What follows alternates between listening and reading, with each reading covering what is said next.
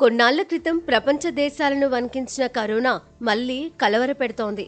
భారత్లో క్రమంగా కేసులు పెరుగుతున్నాయి. వైరస్ వేగంగా వ్యాప్తి చెందుతూ ఉండడంతో ప్రజలు ఆందోళన చెందుతున్నారు. కేరళ, తమిళనాడు, కర్ణాటక, మహారాష్ట్ర వంటి రాష్ట్రాల్లో కరోనా కొత్త వేరియంట్ వేగంగా వ్యాప్తి చెందుతోంది. కేంద్ర ప్రభుత్వ సంస్థ అయిన ఇన్సాకోగ్ 2 కొత్త వేరియంట్లను గుర్తించినట్లు పేర్కొంది. NB181, LF7 అనే కొత్త రకం వేరియంట్లను భారత్లో గుర్తించారు. NB181 కేసు ఒకటి తమిళనాడులో నమోదు కాగా 4 LF7 కేసులను కూడా కనుగొన్నారు. వీటిని WHO సంస్థ అండర్ మానిటరింగ్ వర్గీకరించింది. చైనా, ఆసియాలోని ఇతర ప్రాంతాల్లో కోవిడ్-19 కేసుల పెరుగుదలకు కొత్త వేరియంట్లు కారణమని పేర్కొంటున్నారు. దేశంలో కేరళ రాష్ట్రంలో ఎక్కువగా కోవిడ్ కేసులు నమోదయ్యాయి. మే నెలలో 278 యాక్టివ్ ఇన్ఫెక్షన్లు వచ్చాయి.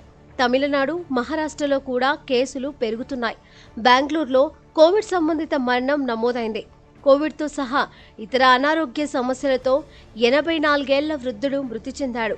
బెంగళూరులో 9 నెలల శిశువుకు కోవిడ్ పాజిటివ్ అని తేలింది. మెల్లిగా కేసులు పెరుగుతున్న తరుణంలో అప్రమత్తంగా ఉండాలని రాష్ట్ర ప్రభుత్వాలు సూచిస్తున్నాయి. ఈ మేరకు చర్యలు తీసుకుంటున్నాయి.